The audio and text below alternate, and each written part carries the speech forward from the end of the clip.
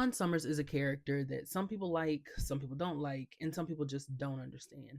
So, the goal of my video today is to hopefully help you see a side of Dawn that you haven't seen before so that you can gain a greater appreciation. This video was prompted by the unfortunate loss of Michelle Trachtenberg, and this is my love letter to her and the character that she so beautifully brought to life.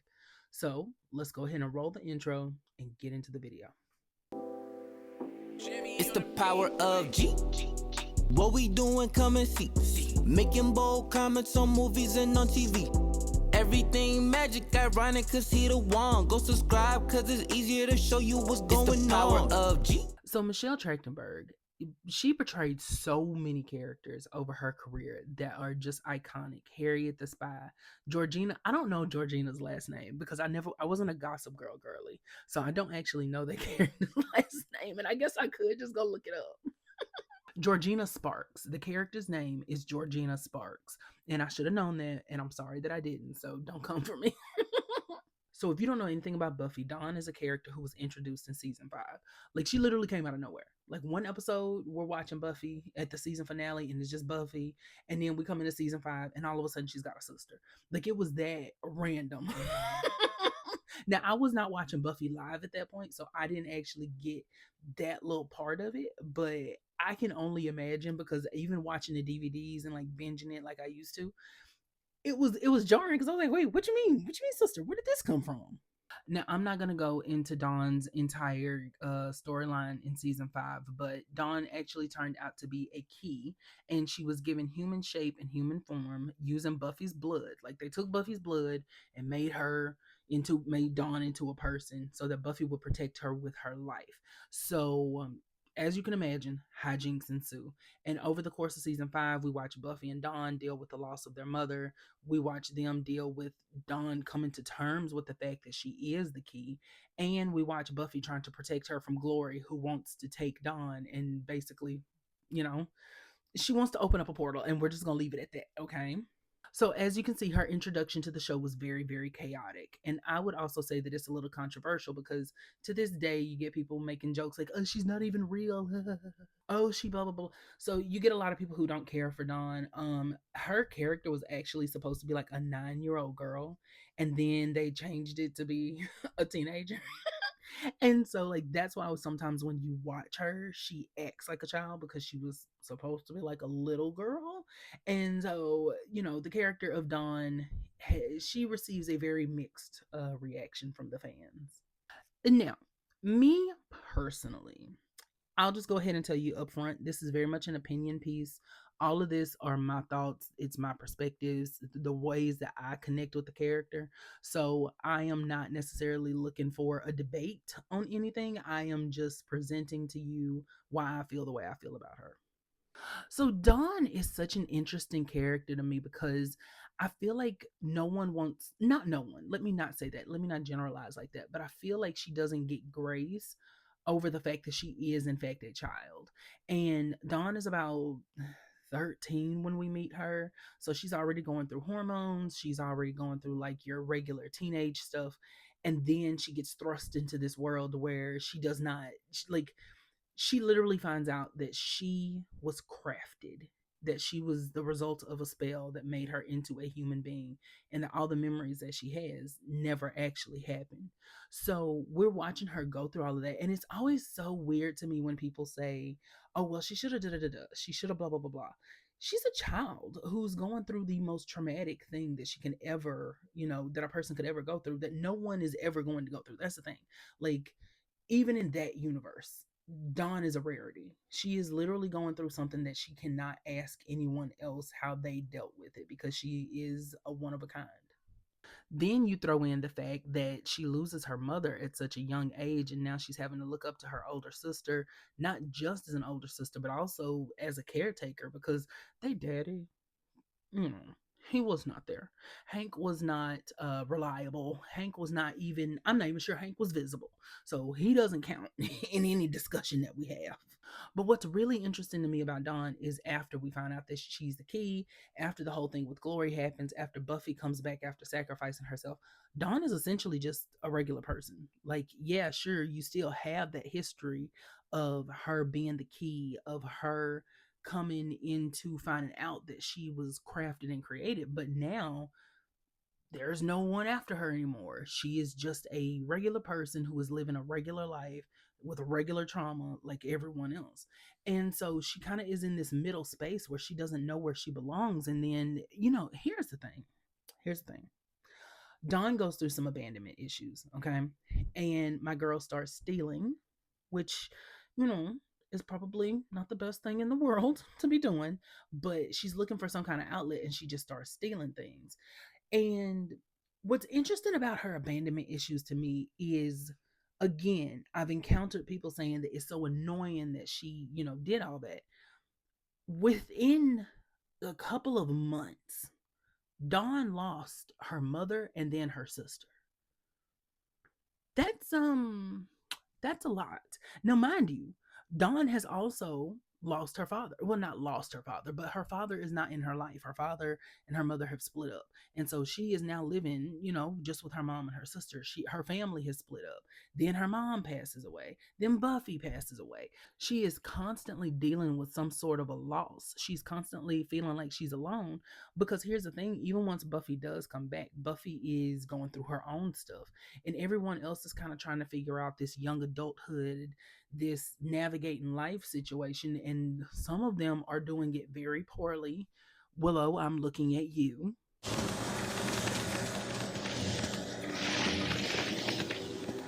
And so in the midst of that, Dawn kind of gets lost in the sauce a little bit because I can't really help Dawn because, child, I'm just trying to survive myself. So I ain't got nothing for her. And I just don't understand how people couldn't see how someone like that can fall through the cracks.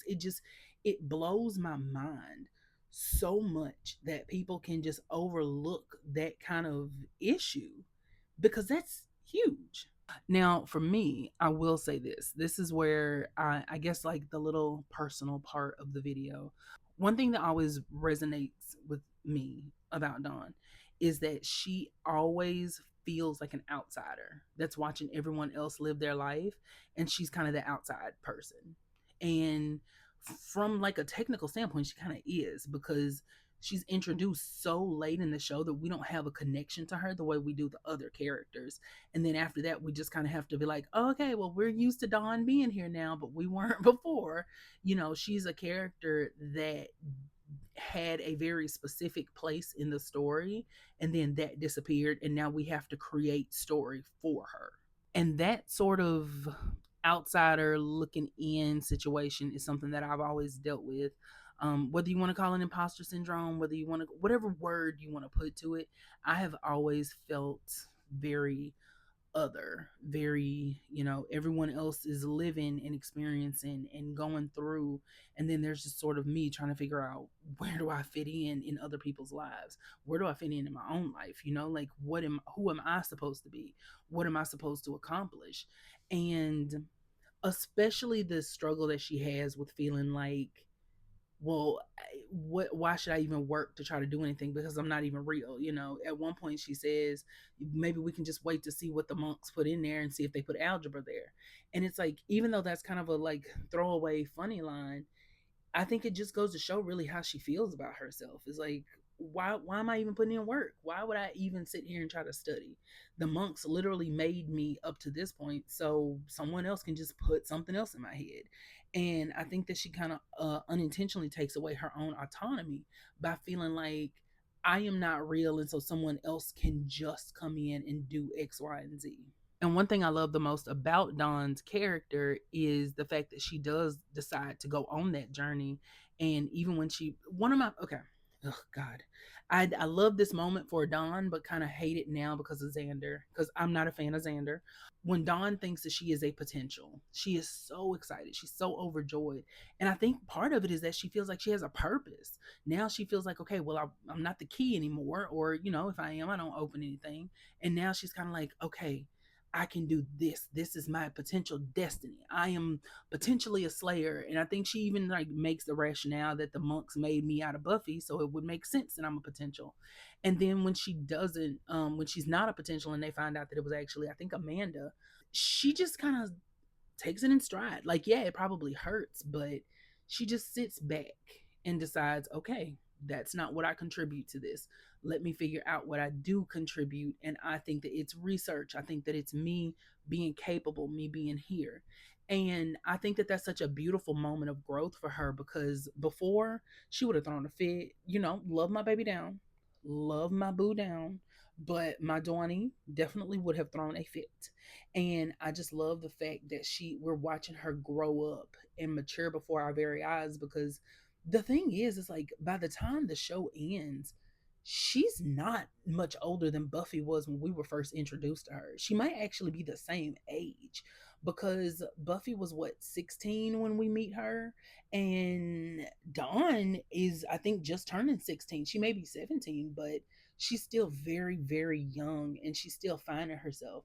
And then you have to think about that level of it too. When Buffy was 16, she was a Slayer, or well, she was the Slayer at that point. But anyway, that's a discussion for a different day. She was the Slayer, and she had this destiny in front of her, that even though her life was going to be short, her life was going to mean something, because she had this title that was thrust upon her, and this power that came from her inner core. Dawn does not have any of that. And for some reason, people think that she's just supposed to be the most mature little person just running around. And I don't get it. I just can't, I don't get it. But one thing that I think that Dawn brought to the show in a way that no one else really did was, I think she injected that normalcy into it. Like we were with her on a consistent basis, and of course she was around everything, and she's a key, so of course she has this mystical element to her. But Dawn is a normal person. She does not have any superpowers. She can't kick, she can't jump, she can't fight, she doesn't have super strength, she can't do any of that, but she learns how to be strong. She learns how to fight. She learns how to protect herself. She learns magic. She learns to conduct this research that truly does help the game in this huge way. And so I think that watching her find her place is one of my favorite things about that character. And again, I want to go back to the fact that Dawn literally does not have anything special about her, because I think that sometimes we compare ourselves to everyone around us, because we can see, even if you want to say, like, okay, well, Xander wasn't special. That's true. Xander was not special, but I feel like Xander low key held a little grudge against Buffy and Willow because he wasn't special.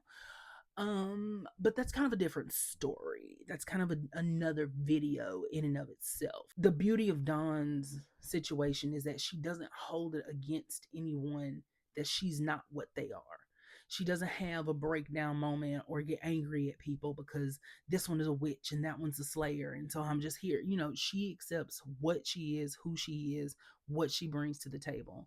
And I feel like watching that maturity, watching her change and go from this little girl to this young woman, all of that was made possible by Michelle Trachtenberg, because we were literally watching her grow up essentially in front of our eyes. And so as we're watching her, we're getting to see that raw emotion of realizing that you're in a new phase of life, but not quite knowing what to do with it. And I will just forever, forever be grateful to her for bringing this character to life.